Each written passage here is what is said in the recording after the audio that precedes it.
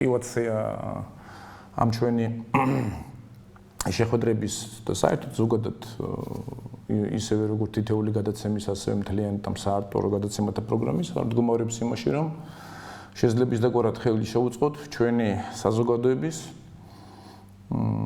ინფორმირებულობისა და პოლიტიკური ცნობიერების ამაღლებას, იმიტომ რომ ჩემი ღმერთწმინთ ეს არის ყველაზე მთავარი პრობლემა ჩვენი, ეს არის აქილევსის ქუსლი და სწორედ ამის გამო, არა ინფორმირებულობისა და ფაქტობრივად რო ვთქვა პოლიტიკურ ვაკუუმში ყოფნის გამო გვემართება ყველაფერი ის, რაც გვემართება ხშირად ვართ ხოლმე არაადეკვატურები, როგორც საზოგადოება მთლიანობაში და მცდარი გადაწყვეტილებების კასკადი არის თამდევი ჩვენი პოლიტიკური ცხოვრებისა. სწორედ ამის გამო, რომ საქმის კურსში არა ვართ, რა ქვეყანაში ვცხოვრობთ, ვერ ვაცნობიერებთ პოლიტიკური პროცესების არსსა და რაობას და პოლიტიკური სიბეცის და სიბრმავის პირობებში მიღებული ოპტიმალური და რაციონალური გადაწყვეტილება ეს არის ელემენტარულად ნონსენსი და გვაქვს ის რაც გვაქვს.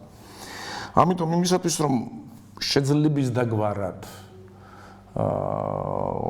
ცნობიერების და ინფორმატიულობის ამაღლებას შეუწყოთ ხოლმე, სწორედ ამიტომაც შევქმნით ეს პროექტი და რაღაც მე-5 თუ მე-6 გადაცემა მოგდა რა შევძელით არ ვიცი და ნახოთ ახლა რა ბალანსი მოვიყვანოთ გადაცემების შემდეგ. დღევანდელი გადაცემა პრინციპში უპირიანია რომ გავაგრძელოთ იქსაც აზრობრივად შევწყვეტეთ წინა გადაცემისას, ანუ პოლიტიკური სიტუაციის ანალიზზე. პოლიტიკური სიტუაციის ანალიზზე მოგეხსენებათ ასევე პრობლემურია, იმიტომ რომ საწყისი ინფორმატიულობა არის აუცილებელი და მე შევეცდები რომ რაღაცის საბაზისო მაინც პლატფორმული ინფორმაცია მოგაწოდოთ, რაც დღეს მოვლენათა შეცნობისთვის აუცილებლად დაგჭირდებათ. ეხლა პატარა ის მინდა რა ქვია წანამძღვარი გავუკეთო ამას ყველაფერს რა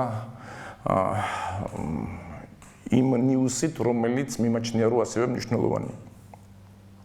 ესე იგი ჩვენ ერთის მხრივ სახეზე გვაქვს არაინფორმირებულობა, მეორეს მხრივ სახეზე გვაქვს აბსოლუტურად ყველა პოლიტიკური ინსტრუმენტარი რომელიც ახასიათებს დემოკრატიულ სახელმწიფოს, ყოველ შემთხვევაში პოლიტიკური მიმიკრიის დონეზე. ანუ ვიზუალიტეტის და საკმაყოფილებლად ეს სრულიად საკმარისია, იმიტომ რომ სახეზეა პოლიტიკური პარტიები, ვითომაც დამოუკიდებელი სახეზეა, ვითომაც დამოუკიდებელი მედია, ვითომაც დამოუკიდებელი სახელმწიფო, ესე იგი, სისტემა, მიუკერძოებელი ყოველ შემთხვევაში თავისი იმ ინგრედიენტებით, რასაც ქვია სასამართლო სისტემა, პენიტენციალური სისტემა, სახეზეა ხა დემოკრატიული ქვეყნისაგან საქართველოს რეალობას, ყოფას, წმინდა ვიზუალური დამზერით უბრალოდ ვერ განასხვავება. მაგრამ თუ გააკეთებ დაშვებას და იმ რეალობაში გადახვალ, რომელიც გაცილებით უფრო ის არის, მიხვდები რომ ეს ყველაფერი არის მართლა პოლიტიკური მიმიკრია და ამის უკან რეალური შინაარსი ფიზიკურად არ არსებობს. ჩვენ გავარჩიეთ გადაცემების ციკლში, რას ნიშნავს პოლიტიკური პარტია, მისი სატელიტური არსი და სრული ფიქცია, როგორც ძირითადი ფუნქციების შემსრულებელი ქვეყანაში დემოკრატიული რეჟიმის დროს, იმიტომ რომ ეს არც დამოუკიდებელია, არც პარტია არ არის, არც პოლიტიკური დღის წესრიგი არ ტრიალებს, ეს არის გარკვეული შეფასე რამდენიმე ადამიანის ან ერთი ადამიანის მიერ დაარსებული და ეს იმ პოლიტიკური ზრახვების და გეგმების რეალიზებისთვის არის, რომელიც მის დამაარსებელმა განიზრახა და მეტი არაფერი და ამაში ის ხალხი, რომლებიც თამაშობენ პარტიის თავმჯდომარეების და გამგეობის და ხელმძღვანელების როლს, უბრალოდ დაქირავებულები არიან და ამაში ყველაფერში სარფიან ანაზღაურებას იღებენ, ეს არის და ეს. ამით მთავრდება, ეს გრძელდება წლები და ამიტომ ერთ-ერთი ყველაზე მთავარი ინსტრუმენტი დემოკრატიული წყობილებისა და დამოუკიდებელი პარტიების საქართველოში ფიზიკურად არ არსებობს. ეხლა გავაგრძელოთ ეს ასე ვთქვათ ანალიზი და მედიასთან რომ მივიღოთ, მიხვდებით რომ აქაც იგივე სიტუაცია და ეხლა რო არ დაგღალოდათ, რო არ წაგართვათ თითეული აი ეს ფუნდამენტური ინსტრუმენტი, რომელზეც როგორც კონსტრუქციაზე უნდა იყოს აგებული სახელმწიფო შენობა, ფაქტობრივად არ არსებობს და შესაბამისად გვაქვს ის რაც გვაქვს, ანუ დემოკრატიული წყობილება ფიზიკურად ვერ გექნება. ეს ყველაფერი შევარდნაძის და სააკაშვილის რეჟიმის დროს არათუ აშენდა, არამედ ოპტიმიზირდა, ანუ ამოცანების რეალიზებასაც ოპტიმალურად ახერხებდა. ეს ამოცანა კიდე რომ დავსვათ რა იყო, რისთვის იყო ეს ყველაფერი, ანუ რა ფუნქცია, რა იდეა გაზრახულება ედო იმ თავითვე ესეთი ფიქტიური სისტემის კონსტრუირებას, მაშინ შეგვიძლია ცალსახად ვთქვათ, რომ ქართველი ერის მოტყუება. მისი манипулირება და შეძლების დაგვარად, ესე იგი, მაქსიმალური ექსპლუატაცია. მთელი პოლიტიკური სისტემა ოპტიმიზებული იყო ამ ამოცანის რეალიზებისათვის. მეტი დანიშნულება საქართველოში პოლიტიკურ ინსტიტუციებს არ ქონდათ, არ ააგდა, თუ ჩვენ რაიმეს არ შევცვლით, არ ექნება მომავალშიც. ნუ ერთი რამე არის ფაქტია, აქ მხედველობაში მისაღები სანამ კიდევ უფრო ფუნდამენტურ რაღაცებს გავარჩევ. ნუ აი ეს პერიოდი რა ივანიშვილის მმართველობის პერიოდი, ასე რომ ვთქვათ რა, ივანიშვილის ეპოქა შეიძლება ამას გარკვეულწილად ესე ეწოდოს კიდევაც. ნუ გაცილებით ერთი რიგით რა, ნუ ადჯერ ფაქტობრივად ახლა ეს არითმეტიკული ტერმინია, ერთი რიგით უფრო დემოკრატიულია, ვიდრე მანამდე იყო. მანამდე ფიზიკურად ამ თემებზე საუბარი იყო აბსოლუტურად შეუძლებელი. ნებისმიერი ტიპის დამოუკიდებელი პოლიტიკური და მედიური საქმიანობა იყო პრაქტიკულად შეუძლებელი. შეუძლებელი იყო არა მხოლოდ იმის გამო, რომ ეს შეუძლებელი იყო შესაძლებლობიდან არარსებობიდან გამომდინარე, შეუძლებელი იყო უბრალოდ იმის გამო, რომ აი მაგალითად ახლა რა ამ სტუდიაში რო ეს მე აი ესეთი დისკუსია წამომეწყო, პირდაპირ გადაცემის დამთავრებამდე დამოპატიმრებდნენ. ამიტომ დავაფასოთ ის რაც არის, მაგრამ აღნიშნოთ აგრეთვე ისიც, რომ თვისობრივად ხელისუფლების სისტემის დემონტაჟი ფიზიკურად არ მომხდარა. ამიტომ რა კი არ მომხდარა, ამიტომ რეგრესის წერტილი, ანუ რუსები რომ იტყვიან ხოლმე ტოჩკა ნევაზავრა და გავლილი არ არის. ნებისმიერ დროს შეიძლება უკან შემოვტრიალდეთ და მიუბრუნდეთ იმ სადიზმს და პოლიტიკურ კატასტროფის წლებს, რომელიც იყო სააკაშვილის მმართველობის დროს. ესე იგი, ჩვენ ვთქვით, რომ манипуляციის ერთ-ერთი არგუმენტი არის ინფორმაციის დეფიციტი. ესე იგი, აქ საზოგადოება უნდა ამყოფო აბსოლუტურად პოლიტიკური ვაკუუმის პირობებში, საერთოდ დღის წესრიგი რეალური უნდა ჩაუნაცვლო ყალბით, რეალური პოლიტიკური ამოცანები ფიქტიურით, რაღაცა ფიქტიური გამარჯვებები აზრმინო ამ ყალბი გეგმების რეალიზებაზე და აი ამ გზით უნდა ატარო და როდესაც ამას ყველაფერს რაღაც ხედავ რომ საზოგადოების რაღაცა ნაწილი რაღაცად უფრო მეტად ინფორმირებული გახდა, შემდეგ ნუ იმ ნაწილს რაღაცა პოლიტიკური რეპრესიები მოუწყო და ანუ გააკეთო ის რასაც ასე თქვა აკეთებდა სააკაშვილი, ანუ რეპრესიული საინფორმაციო და რეპრესიული ასე თქვა სისტემის კონსოლიდაცია ქონდა. თუ ვინმე ასე საზოგადოების მოტყუება, საზოგადოების გაპრესვით, ასე თქვა მთავრდებოდა, იმიტომ რომ ნუ ადრე თუ გვიან ყველას ან საზოგადოების რაღაც უფრო ინფორმირებულ ნაწილს ქონდა ხოლმე იმის შესაძლებლობა, რომ მივხვდარიყო, რომ აი მედიის მეშვეობით დეკლარირებული რეალობა განსხვავდება არა იმ რეალობისგან, რაც რეალობაში არის და ამიტომ უჩნდებოდა თუ ვინმეს გაუჩნდებოდა ხოლმე, ანუ ცნობიერება გამორკვეულს, პროტესტის სურვილი, ის უკვე სახელმწიფო იძულების მანქანით იპრესებოდა და აი ამ გაყალბებულ რეალობაში ვცხოვრობდით. ეხლა ზედმეტად რო არ დავღალო საზოგადოება იმაზე ლაპარაკით, რომ აი გამოსავალი გზის ძიება პროცესი რომ თვითონ დამღლელი არ იყოს, იმიტომ რომ ნუ ვისაც არ ხვდები და მე ხშირად ხვდები საზოგადოებას. ყოველთვის ძის ტრეხში, ფუნდამენტში, როდესაც აი დისკუსიის დროს ჩამოყალიბდებით, რომ ერთნაირად ვხედავთ რა არსებულ რეალობას, ყოველთვის დღის წესრიგში დგება ხოლმე შემდეგი კითხვა, ამას ნებისმიერი ტიპის საზოგადოება ადრე თუ გვიან დაგისვავთ, რომ ესე იგი კი, მაგრამ რა ვქნათ, რა გვეშველება, გამოსავალი როგორი უნდა მივიღოთ, ესე იგი, აი რა ნაბიჯები უნდა გადავდგათ იმისათვის, რომ უკეთეს რეალობამდე მივიდეთ, რომ ამ უკიდეგანო, ასე ვთქვათ, კატასტროფის ეპოქას დავახციოთ თავი. აი ეხლა საარჩევნო კამპანია ფაქტიურად უკვე დაწყებულია და ამ კითხვაზე ყალბი პასუხები შეგიძლიათ მოისმენოთ ტელევიზორში რამდენიც გნებავთ იმდენი.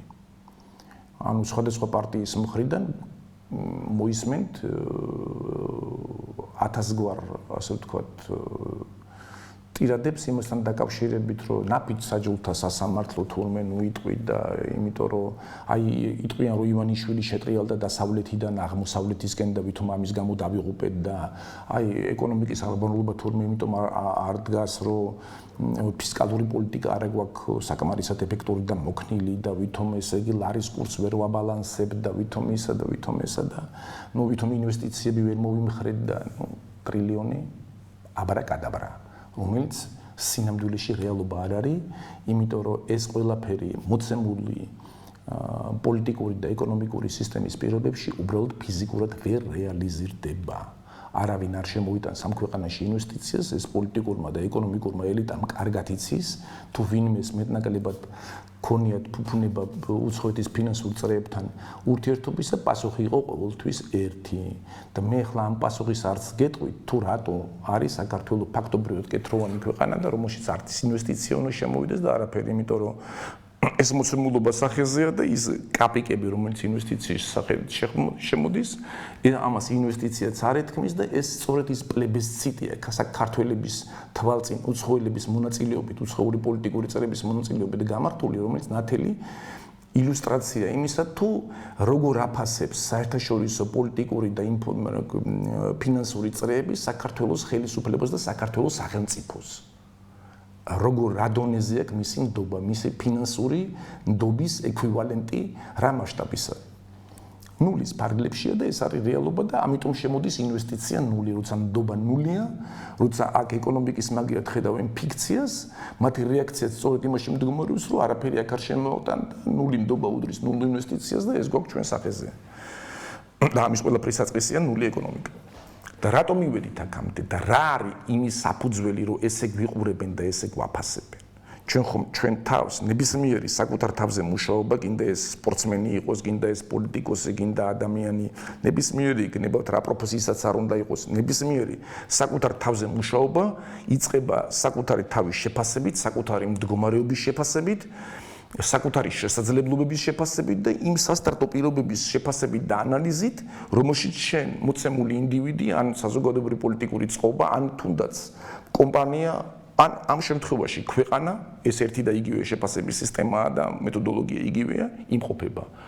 აი, სასტარტო პირობების ზუსტი ანალიზით შეგიძლია შემდეგ ადამიანმა ლოგიკური განვითარების გზა დასვა. თუ ამაში შეგეშლება, რომ შენ ვერ შეაფასებ შენ მდგომარეობას, არანაირი განვითარების გეგმა, როგორი ლოგიკური და სწორიც არ უნდა იყოს, არ გიშველის, იმიტომ რომ ის რეალობისგან აცდენილი იქნება იმ თავით. ესე იგი, მაშინ აქტუალური კითხვა არის რა მდგომარეობაში ვართ და რანი ვართ დღეს. ისეთები, რომ გარედან აესეთ არც თუ სახარბიელო დონეზე გვაფასებენ. და რატო ვართ ესე რო ვართ? ესე იგი, ამისათვის ძალიან პატარა ისტორიული ექსკურსია საჭირო, არ არის აუცილებელი იმისათვის, რომ ჩვენი მაპატიეთ და ესეთი გაუბედურებული მდგომარეობა აღწეროთ ციცერონის მასშტაბის ტვინი, ეს ძალიან მარტივი აღწერია, იმიტომ რომ ყველას თვალწინ ხდებოდა ის, რაც ხდებოდა, ბოლო 25 და 30 წელიწადი საქართველოს ვაება, ეს არის თითოეული ჩვენთაგანის თვალწინ მუხტარი პოლიტიკური ტრაგიკული ფაქტების ერთობლიობა და ეხლა ეს იმდენად თვალშისაცემი იყო თავისი ტრაგიზმის მეგაეფექტით, რომ ეს რო ვერ დაგენახა, სერიოზული სურვილი უნდა ქონოდა არ დანახვის. და რა ტრაგიკული ფაქტების ერთობლიობაზე გვაქვს სურვილი, რომელიც არ დანახვის სურვილმა რო არ დაინახა ეს იმ პოლიტიკურ ხელისუფლებებზე მაქვს საუბარი, რომელიც მანამდე საქართველოში იყო.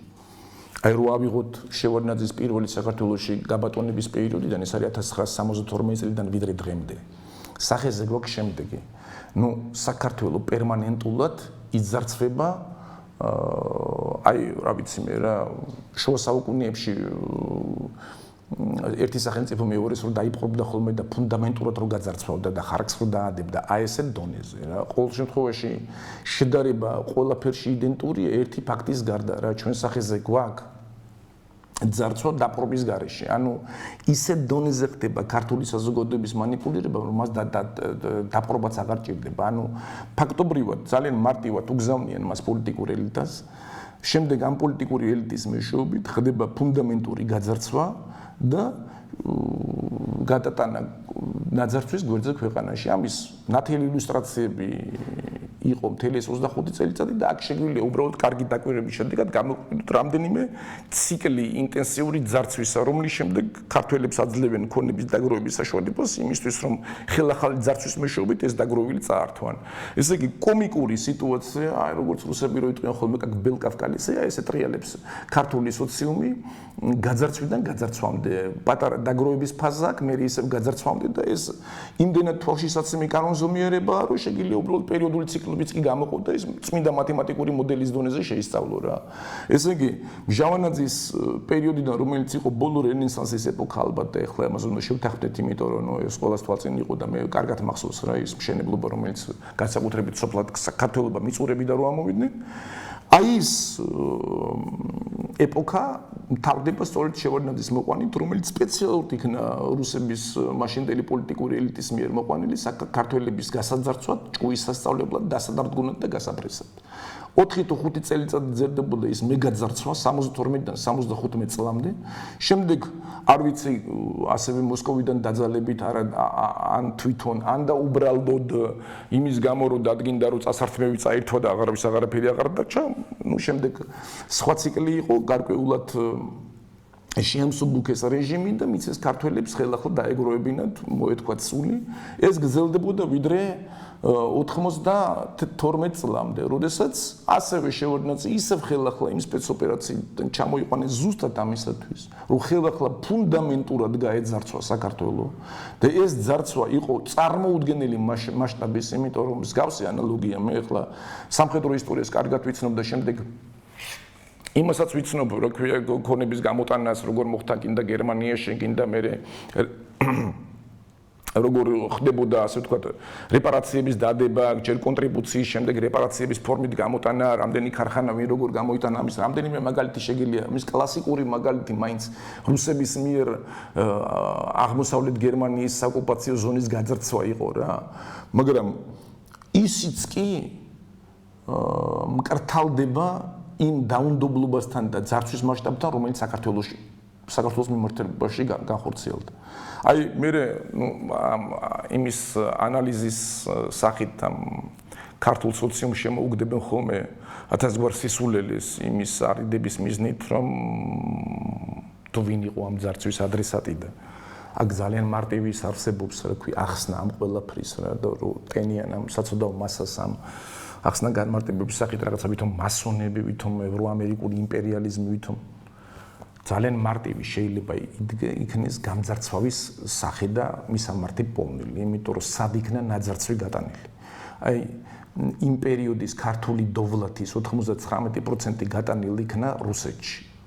და ქართველების ნაწილს კიდე თან ამ გამძარცველის ყალბი ადრესატის შემოგდებასთან ერთად კან კიდე შემოუგდეს ვერსია, რომ თითქოს თვითონ ქართველებმა გამძარცვეს საკუთარი თავი, მოვიყვანეთ თვითონ ბომჟები, ეს მხედრიონი და ისა და ამ ნარკომანმა ვითომ იმან გაძარცვა ეს ისა რა ქვია და ანუ ციფრული ჩარხები ეს ისენს თურმეს ნუ იტყვიდა, სულ ყველა ესე იგი ჯართის სახით გაყიდეს და შესაბამისად თურმე მძარცველები ყოფილვართ ჩვენ, ქართველები, ჩვენივე ქვეყნის და ამიტომ ღირსები არა ვართ დამოუკიდებლობის და რაც მოგვივიდა ჩვენივე თავის ბრალია და დირიჟორი კიდე იყო თურმე მასონები, რომლებიც დირიჟორობდნენ სოროსი და ვიღაცები და აი ესე პრიმიტიული ლექსიკით და პრიმიტიული სცენარით აბოლებენ ამ საწყალ ქართულ სოციუმს.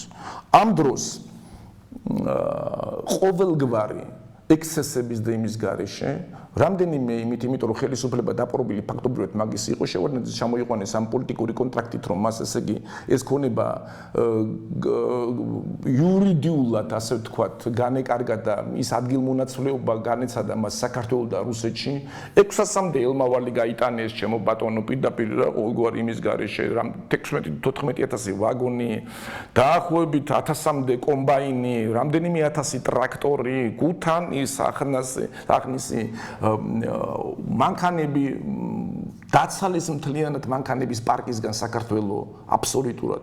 ნუ ფაქტობრივად ყველაფერი გაზიდეს. თუ სადმე იყო ძვირფასი მეტალი, სადმე იყო რამე სერიოზული საწარმო, ციფრული ჩარხი, ეს იფუთებოდა, იდებოდა პლატფორმაზე და მიდიოდა ასე ვთქვათ რკინიგზით რუსეთში. ხო და აი ჯართად კიდე გავიდა ის რაც იყო დამონტაჟებული, რასაც მილი, კომუნიკაცია, შენ ხარ ჩემი ბატონი, ძველი, ასე ვთქვათ, ჩარხი, ძველი სხვადასხვა ტიპის დაწესებულებებში რაღაც საწარმოო ხაზები, რომლის გამოცალკევება და დემონტაჟი შეუძლებელი იყო და არც ღირდა, იმიტომ რომ იმას ყოველგვარი მედეგობის ვადა და საჭიროება გასული ჰქონდა და ის დაჭერეს და ჯართად გაიტანეს ქვეყნის გარდეთ ფოსის მეშვეობით და აი ის რაც მცირედით გაიტანეს ჯართის სახით იმით უნდათ კომუფლირება, ესე იგი დანარჩენი პროცესისას. აი ესეთივე ამისთანავე მასშტაბის ძარცვა მოხდა 2004-დან. როდესაც იურიდიული მონაცვლეობა განიცადა საქართველოს ქონების 95%. ეს რომ ვინმე სისტემურ დონეზე შეისწავლოს მერწმუნეთ მე საკმაოდ სერიოზული ნაწილი მაქვს ეკონომიკური დანაშაულებების სააკაშვილის რეჟიმის შესწავლილი ეს რომ გასაჯაროვდეს და ამ ხელს მიშლიან მაქსიმალურად რომ ეს გავასაჯაროთ თუმცა ამას მაქსიმალურად ვცდილობ შეიძლება აჯანყება მოხდეს საქართველოში ნაგვიანებით სააკაშვილის წინააღმდეგ იმიტომ რომ სიმართლე არის ძალიან მწარე ანუ არ ვიცი მე სადმე ანალოგია არსებობს ესეთი ფუნდამენტური ძარცვის და მასშტაბის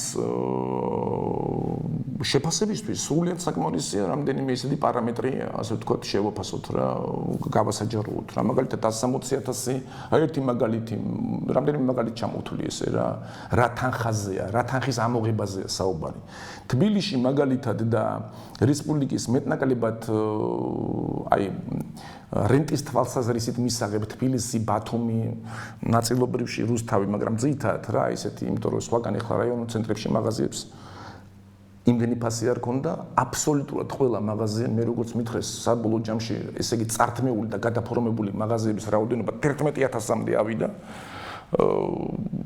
წაართვეს მის ყოფილ მეპატრონეებს და გადაუფორმეს და იმის საფუძველზე მე ქსელები გააკეთეს ძალიან ხშირად სააფთიაქოები ისინი რომლებიც უმრავლესობა 99% იმ პერიოდში ჩამოყალიბებული ქსელებისა სასწრებიდან დაწყებული ფარმაცევტიკით დამთავრებული შუაში ბევრი ის არის კიდე უამრავი რაღაცა იყო ეს ყველაფერი იყო სააკაშვილის ფარული ქონება რომელიც დაწერილი იყო ზოგანვიზე საავადმყოფოების ქსელები და ასე შემდეგ. არაფერი არ გასაჯაროვებულად, გასხვისებულა სხვაზე.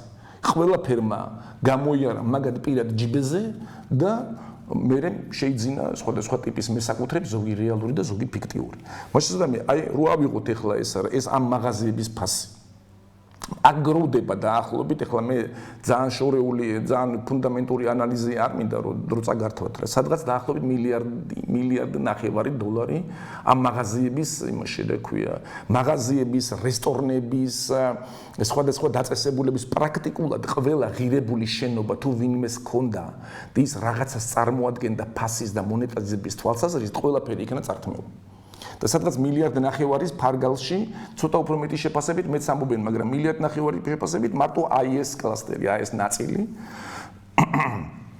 ქონებისა. მე ახლა საწარმოებზე და ქარხნებზე და იმაზე აღარ მაქვს საუბარი, წისრულ კომბინატებზე და თითქმის იმ მსხვილ საწარმოებებშიც სრული მონაცვლეობა მოხდა მესაკუთრეობის, მაგრამ მე გეუბნებით აი ამ წრულ დონეზე.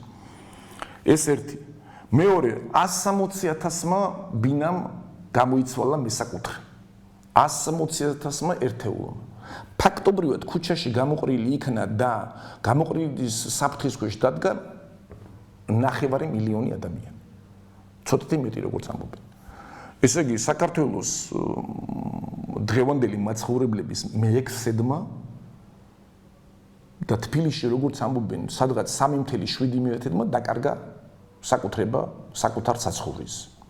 ეს მტკივნეულია ჩემთვის პირველ რიგში, იმიტომ რომ 91-ში მაშინ პრივატიზების კომისიის თავმჯდომარე ვიყავი საქართველოს პარლამენტში და მიხოთ იმისა, რომ ბატონი ზვიადი სხვა აზრის იყო იმასთან დაკავშირებით, რომ ქონება გაგვესხვისებინა და ამბობდა, რომ პრივატიზების დრო არ დადგა, ნუ გარკვეულწილად ეს იყო პრობლემა რა.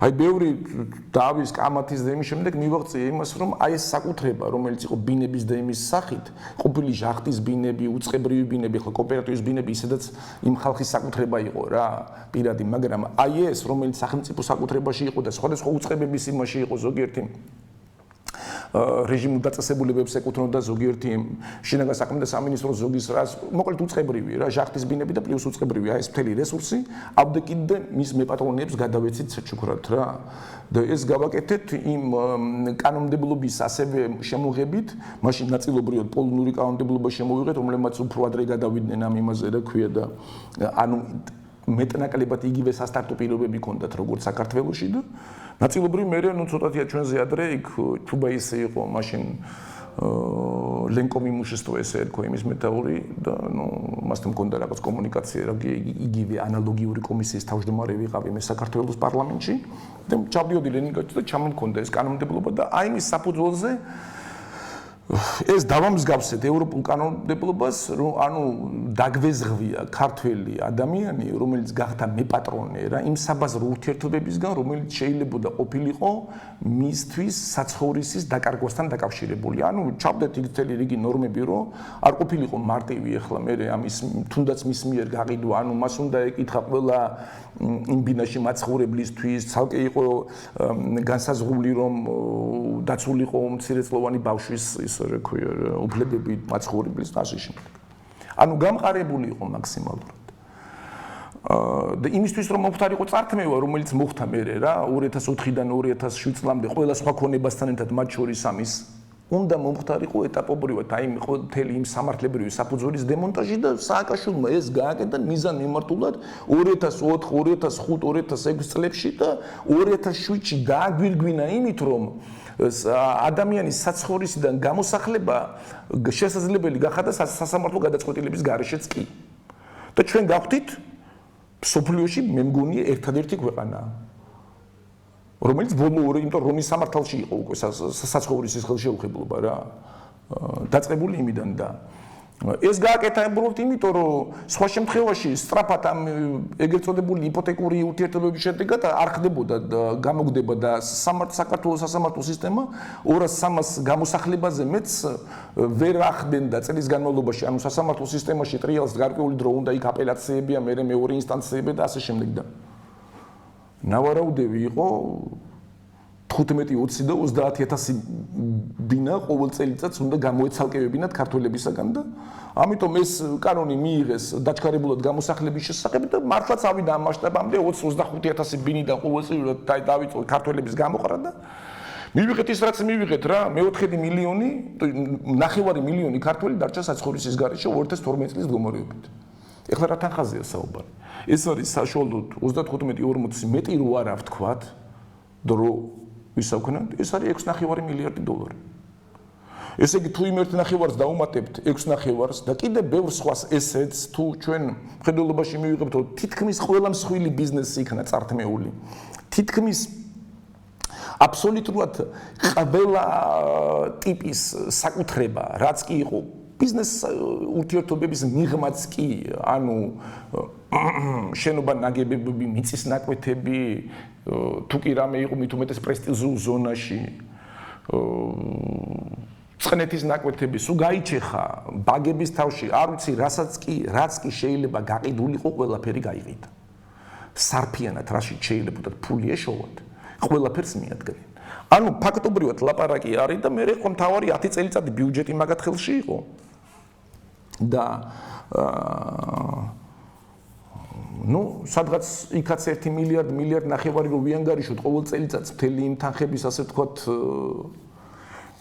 და უცხოეთიდან გრანტები შემოდიოდა და ისა ჩვენ სრულიად თავისუფლად შეგვიძლია ყველაზე ნაკლები თვითონ რო თქვა რომ ერთხელ თქვი მე 19 მილიარდზე მეთქი 16-დან 19 მილიარდზე და მე ორჯერ ინტერვიუებში თვითონ გამოაცხადა რომ 19 მილიარდს მაბრალებენ ხო ჩემს გარდა ეს არ ვისაუბროთ თქვია და ფაქტობრივად ჩემთან პოლემიკა იყო და მართლაც რეალურად ესეა 15-დან 20 მილიარდ დოლარზეა საუბარი ეს არის საბაზისო თანხა ყველაზე ნაკლები რო ვიანგარიშოთ როგორც ის სეგმენტი რესტორნების და მაღაზიების როგორც სეგმენტი იმისი რა ქვია საცხოვრისის საბინაო ფონდის როგორც მსხვილი ბიზნესის როგორც ბიუჯეტის ნაწილის რა ვიცი მე ყველაფრის რა პრეფერენციების მე თავარიც არ დაგვავიწყეს კიდე სატრანზიტო შემოსავლების დაწყებული 2004 წლიდან როცა იქ ხელისუფლებაში მოვიდა თითქმის მალევე პიკურზე გავიდა საქართველოს გავლით BP-ის და Chevron-ის მიერ ტრანზიტი ნავთობპროდუქტების. ნავთობის ამ მილის მეშვეობით მე სხვაზე აღარ მაქვს, მე სუფსის გადატვირთვის ტერმინალზე და იმაზე აღარ მაქვს მარტო საუბარი. საშუალოდ გადიოდა წლები იყო 35-დან 40 მილიონ ტონამდე. ესე იგი ამ 10 წლის განმავლობაში აქ გაიარა დაახლოებით 470 თუ რაღაცა მილიონ ტონა ნავთობმა. ანუ მე-13 მილიარდმა ტონამ. გატანილი თანხის რაოდენობამ, გადააჭარბა, რა ვიცი მე, სადღაც დაახლოებით როვიანგარიშოთ საშუალოდ სადღაც $100-ზე, ხან დასაწყისში 80 იყო, მე 2006-ში, 2007-ში უკვე ეს გადაცდა და 140-მდე მივიდა 2008-ში და საშუალოდ შეწყნილი ფასი რო გავაკეთეთ ამ 10 წლის განმავლობაში მე მოვიძიე ესეთი რამეც არსებობს, ეს თან კარგი ნავთობია შედარებით ეს ურალსი არა რუსეთის ნავთობი რო დისკონტით რო იყიდება ეს შედარებით კარგი ნავთობია და სადღაც დაახლოებით აქ ლაპარაკი არის რო $100-105 შეგიძლია ივარაუდო ამ წლების მანძილზე 2004-დან 2013-მდე ამ 10 წლის განმავლობაში ესე იგი აქ ლაპარაკი არის თუ ბარელში არის 5 ესე იგი სადღაც 6-მდე ჩვენ ხედულობაში გვაქვს რომ ეს არის სადღაც დაახლოებით $700 $650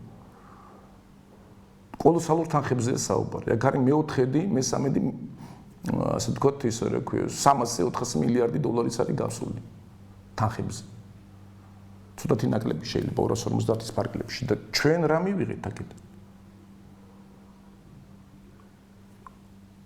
11 და 13 დოლარი იყო 90-იან წლებში ნავთობის ექსპორტი, ნავთობის ფასი. როდესაც ეს ხელშეკრულებები ბაქო-ჯეიხანზე ეწერებოდა. მაშინდელი ტრანზიტის $3 იყო. მას შემდეგ ნავთობის ფასმა გაიზარდა 12-ჯერ, 14-ჯერ. ეს დატოვეს მაშინდელი კომიკური ფასი. ეს შევარდნაძემ ჩაადებინა პატარა ფასი მაშინ. და ნავარაუდები იყო რომ ნაწილი ჯიბეზე უნდა მიიღო. და ეს 10-ჯერ გაზდის შემთხვევაში მთლად კომიკური გახდა და მთელმა ნავთობის ასე ვთქვათ იმანიცის რა მეტნაკლებად ელიტამ იმიტომ რომ მე მაგ სფეროში მომიწია მე მუშაობა ემიგრაციაში ყოფნის პერიოდში სპარსეთის ყურებში ნავთობის გადამტვირთავი ტერმინალის დირექტორი ვიყავი რკინიგზის კვანძეც იყო და მოკლედ სერიოზული კვანძე იყო იქ და შემიძლია გითხრათ რომ საქმის კურსში ვარ ის ყველაფერი იცის დიდი თანხების მოძრაობა ზოგადად ვინ ვისი მეპატრონია და ვინ რისი წილებია მართალი და ასე ვთქვათ ლევი რა ყველაფერი კარგად იცის და ყველა მიცის რომ სადღაც 140 ნავთობის ფასის მიხედვით 150-დან $200 მილიონ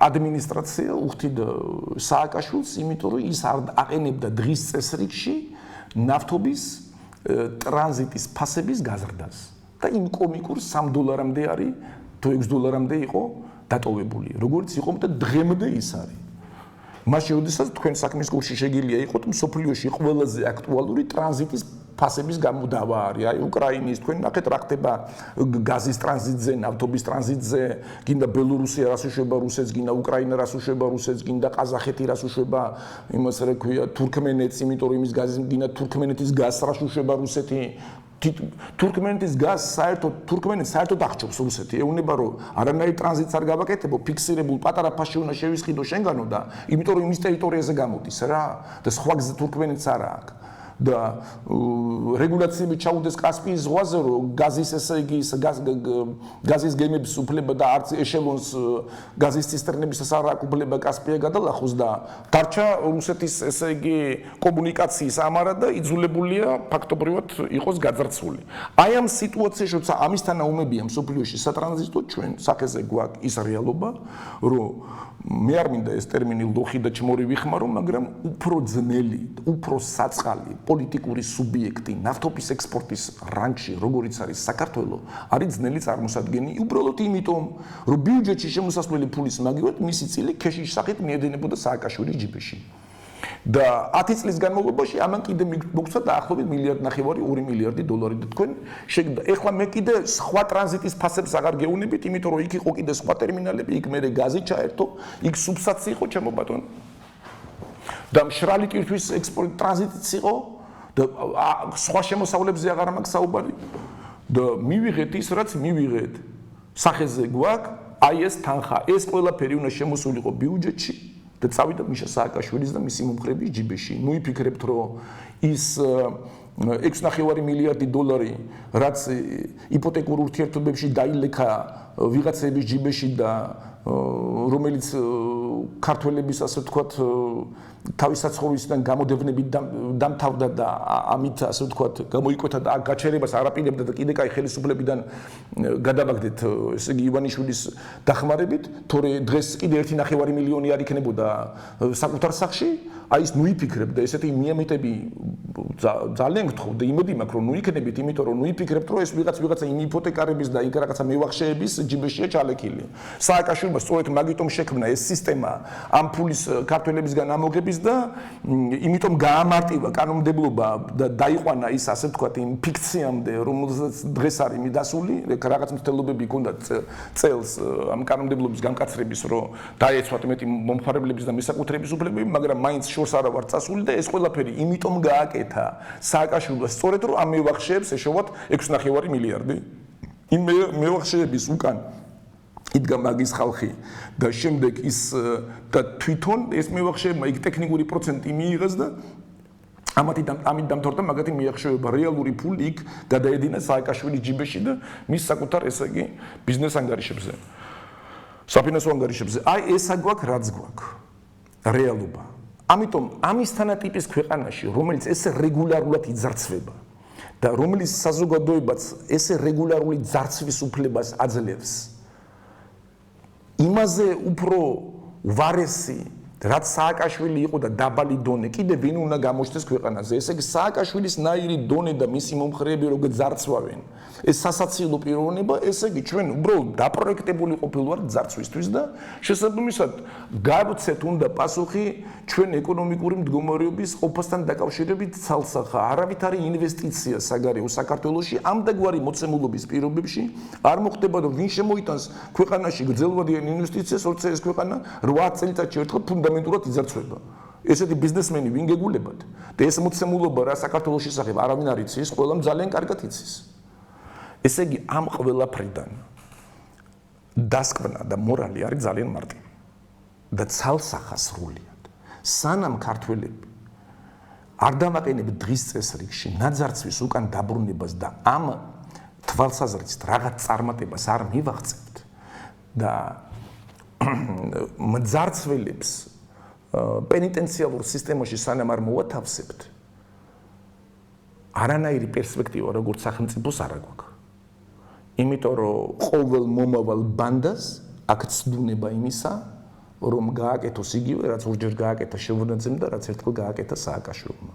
ესე იგი ჩვენ თუ დაპროექტებული ძარცვის ობიექტი ვართ, მაშინ უნდა გავემზადოთ მომავალი დაგეგმილი ძარცვებისთვის.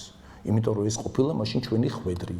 ან უნდა წინააღმდეგობა გავწიოთ და წინააღმდეგობის გაწევის ფორმა და არსი მდგომარეობის სწორედ ამაში. უნდა ერთად მოვითხოვოთ და წარმატებას მივაღწიოთ ჩვენი ნაძარცვის დაბრუნების სფეროში, დარგში. თუ ეს ვერ გავაკეთეთ და ამას თუ ის არ მივაყოლეთ, რომ ძარცველები მოვართავსოთ ერთ ადგილას, მაშინ გეუბნებით ჩვენ ყოფილვართ და დაგეგმილი ძარცვების ობიექტი და ეს ადრე თუ გვიან როგორც გარდუვალობა დაგვეცემა კიდე ხელახლა თავზე. ამიტომ რეალობა არის ესეთი, როდესაც ჩვენ ყველას გავაგებინებთ ამ ფორმით, რომ საქართველოს და ქართულ ხალხზე არის ძალადობა შეუძლებელი, ყველასადმი ჩვენ ქართველებისადმი მეტი პატივისცემა იქნება, პრესტიჟიც გაიზრდება ჩვენი, როგორც ქვეყანასაც უფრო სერიოზულად დაგველაპარაკებენ, ეხლა ვინ უნდა დაგველაპარაკოს, რა ევროკავშირი, რა ნატო. ხალხად და ქვეყანად არავინ არ აქვს რეალობად. იმ სოციუმს, რომელსაც ესეთი რაღაცები დაგეგმილად ემართება, ანგარიში და მით უმეტეს პოლიტიკურ ანგარიში, სოფლიო პოლიტიკური ელიტის მიერ აყვანილი როგორ იქნება? ჩვენ მივიღებთ ზუსტად გავაგრძელებთ იგივე ადეკვატური და აგდებული დამოკიდებულებების რეჟიმში ცხოვრებას, რა მდგომარეობაშიც ვართ ეხლა.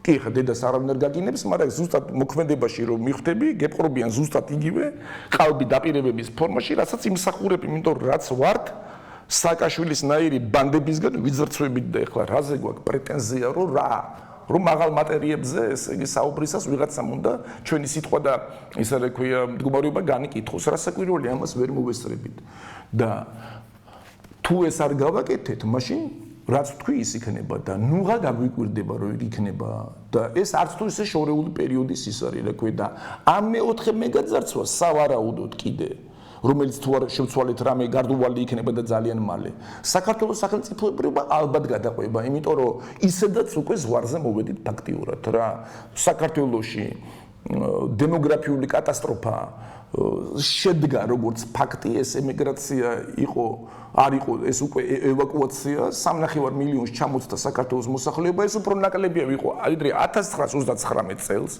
მეორე მსოფლიო ომამდე ხალხო 60 წლის უკანდელ მოსახლეობის ნიშნულს ჩამოწდით ესე იგი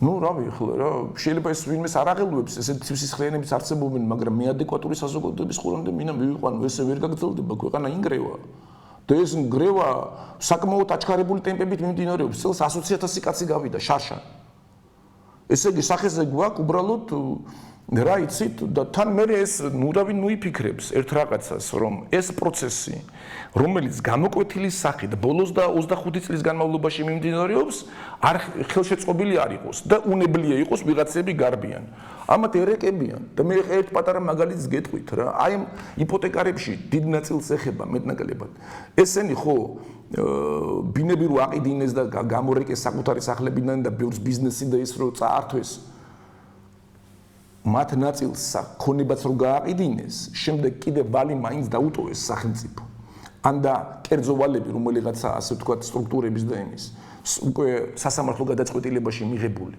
და ეს სასამართლო გადაწყვეტილებაში ჩამოყალიბებული ვალის ტრაგიზმი იცით რა შემდგომარეობს რომ ადამიანი თუ წავა სადმე და იმუშავებს გესმით ან ბიზნეს ურთიერთობებში ჩაებმება ან რაღაცას ცდილობს არა ფაქტობრივად მისი მომავალი ხელფასიც დაყადაღებულია 150 ლარის გარდა რომელიც მისი საყოფაცხოვრებო მინიმუმია დანარჩენი ეჭრება და სახელმწიფო ვალის ეგრეთ წოდებული სახელმწიფო ვალის დასაფარად მიდის ესე იგი ჩვენ გვაქვს სიტუაცია როცა არის პრაქტიკულად გაუსაძლისი ადამიანს ბინა წაართვეს შემოსავლის ასე თქვათ იმის საშუალებას არ აძლევენ რომ თუნდაც ბინა იქირაოს და ადგილზე იცხოვროს და გამოსავალი რა არის და ტოვებს ქვეყანას და აი ესეთი ამდაგვარი მე ხლა ერთი კონკრეტული მაგალითი მოგიყევით რა იმიტომ რომ სხვა ვერსიები რამდენიმე ნაირია და ახლობით ნათესაური ხასიათის მიზეზ შედეგობრივ ურთიერთობებზეა საუბარი და შედეგად გვაქვს ის რომ ფაქტობრივად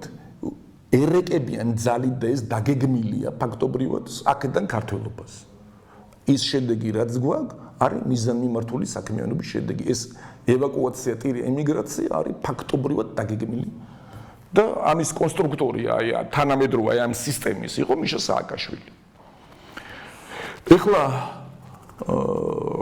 აი ეს ყველაფერი როგორ გამოვასწოროთ რა და რა ვქნა და როგორ დავაყენოთ ფრის წესრიგში ნაძარცვის დაბრუნება აი იმისთვის რომ ეს ყველაფერი დღის წესრიგში დამიბრუნებინა მე ყველა იმაში ინსტანციაში ყველანაირ ტელევიზიაში გაზეთში ვცდილობდი მაქსიმალურად რა ამის რეზონირებას იმიტომ რომ ამაში ვხედავ გამოსავალის რომელი ინვესტიცია ჩვენ ხო ვისაუბრეთ არა ერთადერთი ეს არის და ეს ფული თუ დავაბრუნეთ ეს უნდა მოხდეს როგორი სახით იცით ეს უნდა ხელფასებში და იმაში დავარიგოთ და პენსიებში იმიტომ რომ ეს სამომხმარებლო ბაზრის გადიდებას შეუწყობს ხელს და იქ ლაპარაკი რომ ამ გზით ჩვენ თურმე უნდა ქარხნები და რაღაცები ავაშენოთ ეს ბლეფია საქართველოში ადმინისტრაციო ჩინოვნიკური აპარატი იპარავს 10-დან 10 ლარიდან 9-ს კიდე უფრო მეტს ამიტომ ეს თანხა რაშიც არ უნდა დავხარჯოთ პირველ რიგში მაგათ ჯიბეებში გამოივლის ამიტომ სანამ ადეკვატურ ჩინოვნიკურ და პატრიოტულ ჩინოვნიკურ აპარატს არ ავაწყობთ უპრიანი ეს დავარიგოთ ხელფასებში და პენსიებში და შემწეობებში ათეულათასობით ადამიანი არის შიმშილის ზღვარზე და ისინი დახარჯავენ პირველ რიგში წამალში და უმრავლეს შემთხვევაში საჭმელში და ეს დააფინანსებს საქართველოში სოფლის მეურნეობას ეს ყველაზე ოპტიმალური ფორმა ამ თანხის განკარგვის და ეს მილიარდები რომელიც სააკაშვილისა და არც თუ შორს არის დამალული ამაზე ჩვენ შეგვიძლია დავждეთ და ცალკე ვილაპარაკოთ სად არის მე გეტყვით დეტალებში დაახლოებით ეს დიდი თანხა ეს თანხა ესე მარტივად ვერ დაიმალება და ამ თანხის ეს ერთადერთი თანხა, ამ თანხაზე რატომ აქვს მე აქცენტი? ეს ერთადერთი თანხაა, რომელზეც ქართველებს მართლა იურიდიული წლობა გვაქვს. ეს ძალიან დიდი ფულია, რომელზეც პრეტენზია შეიძლება გამოვაცხადოთ. სხვა თანხა დედამიწის ზურგზე არანაირი ფულიანი დიასპორა ჩვენ არ გვყავს, არანაირი პოლიტიკური ფინანსური ელიტა არ აქვს, რომელიც ზათარი რამე დააფინანსოს, არავითარი მდიდარი ქართველები არ არსებობენ სომხებივით, თქვა ამერიკაში, საფრანგეთში და ასე შემდეგ. ეს ერთადერთი ფულია, რომელზეც იურიდიული ცნობადობის უფლება გვაქვს და რომელიც ფაქტიურად და რეალურად არსებობს.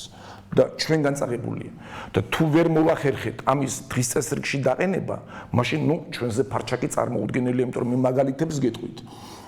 რაღა შორს წავიდეთ, აგერ ეხლა პოსტსაბჭოთა სივრცეში ავიღოთ, იანუკოვიჩის საკითხი ხომ აქტიურად დგას, რამდენიმე სისხლის სამართლის საქმეა აღძრული მისი ქონების დაბრუნებასთან დაკავშირებით, რაც უკრაინაში იყო ტერიტორიაზე, ყველაფერი დააყადაღეს, მისი შვილის, ნათესავების, მისი ბიზნეს პარტნიორების. იუჩენკოს დროს კრავჩუკის იმისი რა კუჩმა სიძის ქონებაც იყო დაყადაღებული და ბევრი წაართვეს იმასაც. აგერ ყირგიზეთში რო ავიღოთ, ბაკიევის ქონება იყო დაყადაღებული და მოსკოვშიც და იმაშიც და უამრავი რაღაცა აართვეს. ბოლომდე შეიძლება ვერა, მაგრამ ყოველ შემთხვევაში სერიოზული მაინც. ანუ დღის წესრიგი ესეთი თვალშისაცემია თვით პოსტსაბჭოთა სივრცეშიც კი. ბუტალიბოვის ქონებას ალიევი როცა მოვიდა, ხო ებრძოდა რაღაცა პერიოდში და მე აღარ მახსოვს დეტალებში, მაგრამ ეს მახსოვს, რომ მას მოსკოვშიც აღუძრეს სისხლის სამართლის საქმე ქონების დატაცებასთან დაკავშირებით. ანუ იქ უკვე ფულის გათეთრებაზე რა და ეს ინიციატორი იყო ალიევის, ასე ვთქვათ, ხელმძღვანელობით აზერბაიჯანი. შახის ქონებასთან დაკავშირებით შეგიძლია ანალოგიები გაავლო, როცა მოხდა ის თებერვლის რევოლუცია 1979-ის და ისლამისტები მოვიდნენ ხომეინის მეთაურობით, შახი სერიოზული თანხით წავიდა, ორი თვითმფრინავი წაიყვანა, ყველაფერი და თითქმის 19 დააბრუნებინეს თავის თვითმფრინავებით. იქ ცოლი ყავდა კიდე მეორე ლორების იმიდან, რა ქვია, ლორების პრინცესა, ლორების დინასტიიდან, რომელიც ფამილიარულ, ასე ვთქვათ, საგვარეულო ქონებასაც შეეხრენ და ისიც წამოიღეს. ანუ დიდი ნაწილი შახის ქონების საგვარეულო უქროულობა ქონა იმას ფეხლევების დინასტიის, იმაზეც ქონა დავა სასამართლოებში. მარკოსის ქონება იმაში ფილიპინებზე დიქტატორი რო იყო, რა ვიცი ტრუხილიები სამოსას ებრძოდნენ ისინი, რა ქვია, ჩემ ბატონო, აი შორს რომ არ წავიდეთ, იგივე რო ავიღოთ ეხლა ლიბიაში, კადაფის ქონების ტრიპოლში იმ ლეგიტიმურ ხელისუფლებას ქალაქის შემოგარენიც არ ემორჩილება და რამდენიმე მილიარდი მაინც მოახერხეს, ესე იგი და საცამი წუთი ყველგან ყადაღა დაადეს, მათ შორის შვილის ფეხბურთის გუნდს დაადეს, იმაში რა კი იტალიაში ყადაღა და ისიც გაყიდეს და იმის ქონება მიიღეს და რა ვიცი კიდე რამდენი მუბარაკის ქონებას ყადაღა დაედო თითქმის მთლიანად, მიუხედავად იმისა, რომ მისი აღზრდილია დღეს პრეზიდენტი იმისი რა ქვია ეგვიპტის.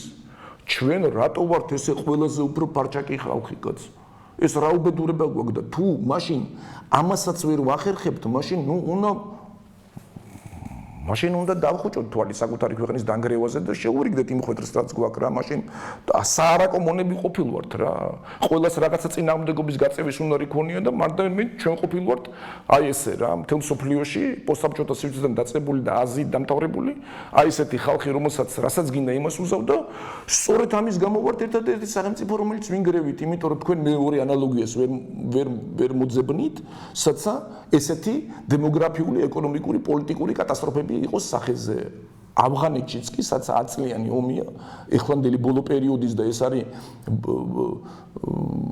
ასე ვთქვათ, განვითარება იმ 30 წლიანი ომის, იქაც კი მოსახლეობამ თითქმის ორჯერ მოიმატა. და არც სირიაში არ არის მოსახლეობის 1/13-ის ვარდნა 20 მილიონი იყო და არავისალ თქვია, რომ 8 მილიონი დაკარგა სირიამ. იქ 2-3 მილიონზე საუბარი. ანუ ჩვენთან მოხდა ის, რაც მოხდა, ანუ საარაკო დემოგრაფიული, ფინანსური, პოლიტიკური ნგრევა, აი სწორედ იმის გამო, რომ წინააღმდეგობის გაწევის უნარი აღარ გვაქვს და თუ საკუთარ თავზე და ნებისყოფაზე ზემოქმედება არ მოვახდინეთ და ეს დღის წესრიგში არ დავაყენეთ, რასაც ვამბობ, მაშინ უნდა შევურიგდეთ იმაზე, რასაც გქონდა წეგან საუბარი. სწორედ ამიტომ ამ ამოცანის უფრო მეტად დღის წესრიგში დასაყენებლად შევქმენი ჩემი პარტია, იმიტომ რომ მე ვიცით რომ ერთიანი ნაციონალური მოძრაობის საკუთრებასთან დაკავშირებით, უფლებების მემკვიდრეობასთან დაკავშირებით დაობდი, მინდოდა ამ ფორმით ამეცილებინა საქართველოს საარჩევნო კამპანიაში ამ პოლიტიკური ბანდის მონაწილეობისაგან, სამწუხაროდ დღევანდელ ხელისუფლებიდან მხარდაჭერა საკმარისი ვერ მივიღე იმისთვის, რომ თუნდაც ერთი ექსპერტიზა გამეკეთებინა, არადა თითქმის ყველაფერი აბსოლუტურად მზად მქონდა და ვარ გამზადებული ვარ ვეომო, მაგრამ პოლიტიკური მხარდაჭერების გარეშე ესეთი სიტუაცია დღესაც და ამიტომ შევქმენი მოძრაობა იმისთვის, რომ ესეთი რაღაცეები დღის წესრიგში ეს მეგა გეგმა დღის წესრიგში დამეყენებინა რა. ეს იგივე ერთიანი ნაციონალური მოძრაობის გაუქმება, იმიტომ რომ პოლიტიკური ხელყოფა ფინანსური საფუძველის ხელყოფის გარეშე არის პრაქტიკულად შეუძლებელი. ესე იგი, ან ერთიანი დღის წესრიგში დგას შემდეგი, ასე ვთქვათ, ისა რა ქვია რა, მაქსიმა. ან ერთიანი ნაციონალური მოძრაობა არსებობს ფინანსურად, პოლიტიკურად და ასე შემდეგ, ან ქართველიერი არსებობს. ეს ორი რა ერთად ვერ იარსებებს. ჩვენ უნდა მოვახერხოთ, დავამარცხოთ რა ეს მონსტრი რა, დავიბრუნოთ ჩვენი ქონება და დავიბრუნოთ პოლიტიკური უფლებები.